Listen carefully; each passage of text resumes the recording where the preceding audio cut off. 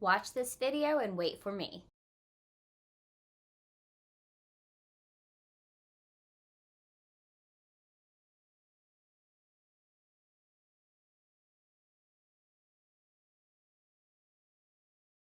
This moment in time is quietly changing the world. Coexistence isn't about agreement, it's about respect. So let's break this video down. It's my understanding that this man from Georgia and this monk have a little bit of history. When the monks came marching through Georgia, the Walk for Peace, their only thought is about their mindfulness meditation, about this movement of peace, where in Georgia, they're met by none other than a Baptist church that says that they are marching straight into hell, that any peace not founded in Jesus or the Christian faith is false peace, and continues to berate the monks using a loudspeaker. And this particular man followed the monks from Georgia to South Carolina. The moment happening in this video is in South Carolina. This monk, upon seeing this man again, upon being confronted with this person again, goes up to him, doesn't ignore him, doesn't act like he doesn't exist, and doesn't confront him angrily, doesn't try to talk about his own beliefs, but instead brings him a flower. A flower throughout all of these marches has been a sign of peace, a sign of unity, a sign of I stand with you. People have been bringing the monks flowers. The monks have been giving out flowers to the people on the sidelines. The flowers have represented something big: unity, hope, joy, peace, the I stand with you kind of statement. And the monk presents a flower to the Georgia man. And immediately watch what happens. This Georgia man, he's sitting there with his loudspeaker, with all of his rhetoric and his dogma, and he refuses the flower.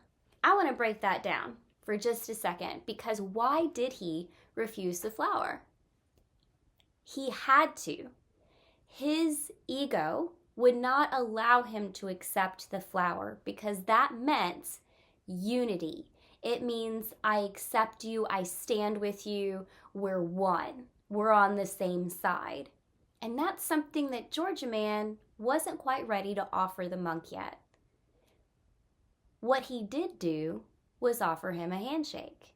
He said, I can't take that flower because I don't believe what you believe. I don't agree with what you're doing, but I'll offer you a handshake. Now, a lot of us are perceiving this as saying, well, you're going to hell and my beliefs should change your beliefs. What I believe should be what you believe.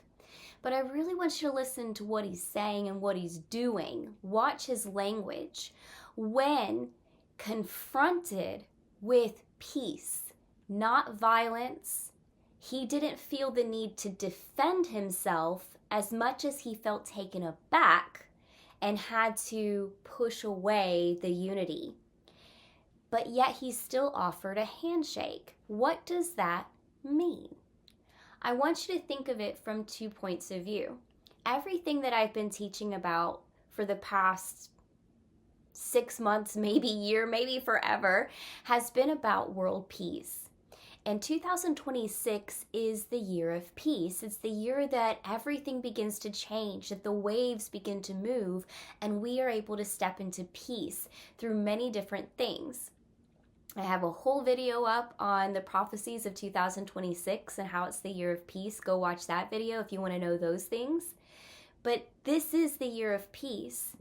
And this man, this monk, was giving peace. He was offering peace. And what an ingenious way to do this. I've been telling you guys that when it comes to world peace, you have to put action with your beliefs. If you want peace, you have to be peace, and then you have to put that peace into action. Very, very simple steps. How you put it into action is completely up to you. How you get to peace on the inside, that's up to your inner healing and your inner work and your mindset. But you have to be peace and put that peace into action. Those monks have been working a lifetime to be peace. And they put it into action in an ingenious way. Their action wasn't silently pray for peace over the world, go and seclude themselves, go on a hunger strike where everything is only affecting them. What they did was walk across the country. Ingenious, not just their city, not just the state. Because the farther they walk, the more notoriety they're getting, the more attention they're getting, the more people are showing up, the more people know about them. And that is a wave of peace. A wave of peace, I might add, is happening at the same time that the government is creating chaos. These tides are needed. This notoriety is needed because we have leadership right now. We have stuff going on right now that is creating the narrative that we are living by.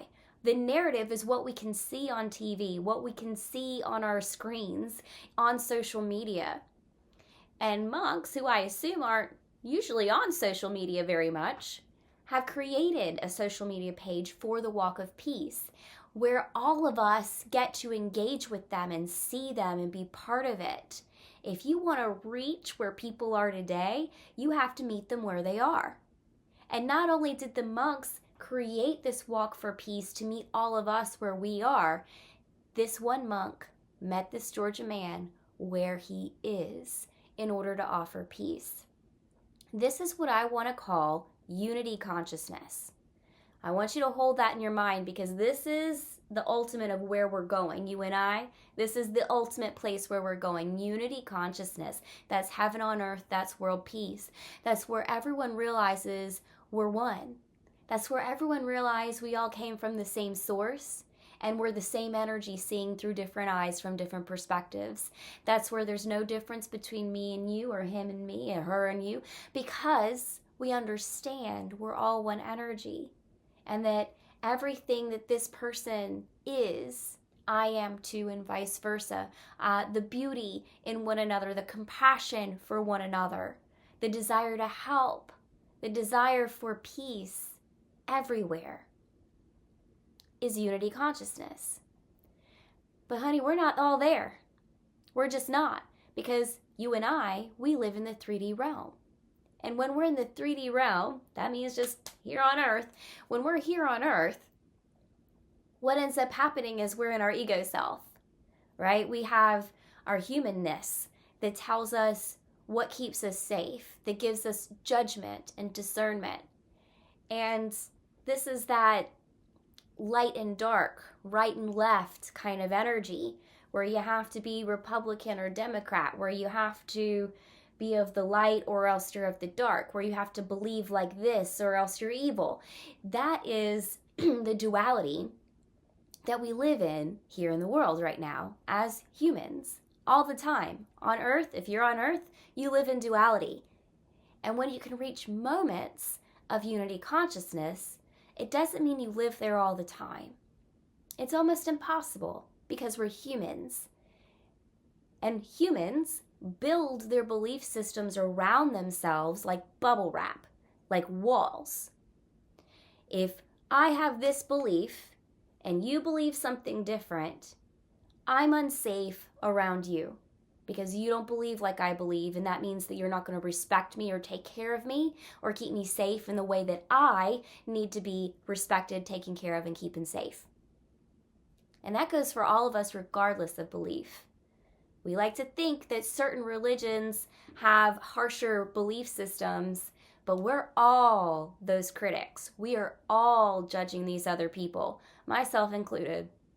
Myself included, because I guarantee you that sometimes I judge people who voted for certain people, and then I have to reel myself back in and realize we're all just walking the path, doing the best we can with the knowledge we have until we know different, which is why the wave of truth is coming through, which is why when you see something with your own eyes, you have to believe it rather than listening to the narrative that's created by people in power. Because the people who have power right now, they have power because of what they've taken from other people, because of what they've built on their own spirit of fear. And that power will not prevail. We are entering a future where the kind of power that exists is the power of love, is the power of a secure foundation that's built on love, that's built on truth. And when you see something true, you hold to that truth. You keep that truth inside of yourself, and don't you let anyone gaslight you. Don't you let anyone tell you that it's not real, or that you saw wrong, or that you're misunderstanding, or that you learned your lesson. You get to hold to that truth and know that you are the most powerful being in the room right now because you know truth. What people are really afraid of is truth. What people are really afraid of is unity. What people are really afraid of is peace.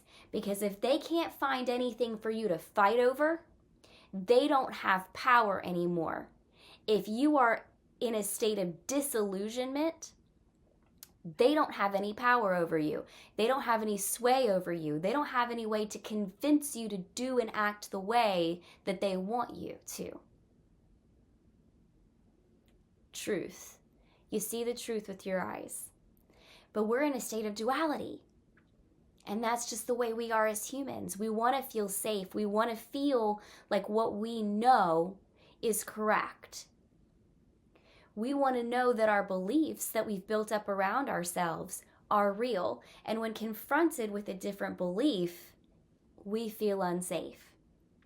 And that's where Georgia Man is. Georgia Man says, I believe the way that I believe. I've built my faith in my entire life around what I believe. And you bringing a wave of unity consciousness, as wonderful as that sounds, it can't be real because your faith differs from my faith, and now I feel unsafe. Here's the thing about that, though. When we feel unsafe about something as humans, a lot of the time, we don't realize that that's what we're feeling. We project that onto the person who we feel made us feel unsafe, and then that person's the bad guy. That person is the one that we need to change, convert, heal, bless, imprison, kill. That person's the enemy. But in this moment in time, they stopped being enemies. Georgia Man isn't ready to change his beliefs. He isn't ready to come out of a state of duality and into a state of luminosity. He's not ready for unity consciousness. And that's okay, because neither are a lot of you guys. Neither are a lot of us. And if we are, we only find it in moments, because we don't live like monks, because we live in the real world. And that's okay. Because what we're finding here is that coexistence actually depends on respect, not oneness. While we preach oneness, while we go for oneness, while oneness is that ultimate goal, this is one of those shoot for the moon and if you miss, you'll land among the stars kind of moments, guys. Even if we can't quite reach oneness and unity consciousness, we can all still have respect. We can all still have this moment in time where we shake hands with somebody who believes completely differently than we do and say, I love you anyways, man. Everything's all right. I can still have respect for you. You're still a person. You're still a human. World peace doesn't necessarily hinge on unity consciousness or our ability to see everything as one. World peace hinges on respect for every person, for every living being, for every human on this planet and off this planet. Because let's be real, we don't need to get into the aliens in this video, but you guys have seen the videos that the government's put out. We've all known. We've all known. Respect is where it's at. If I can shake hands with a right-wing Christian person and respect them and love them as a human, and they can do the same for me, we have a moment of world peace. And that's what I'm going to encourage all of you guys to do. I want you to practice respect where agreement isn't possible.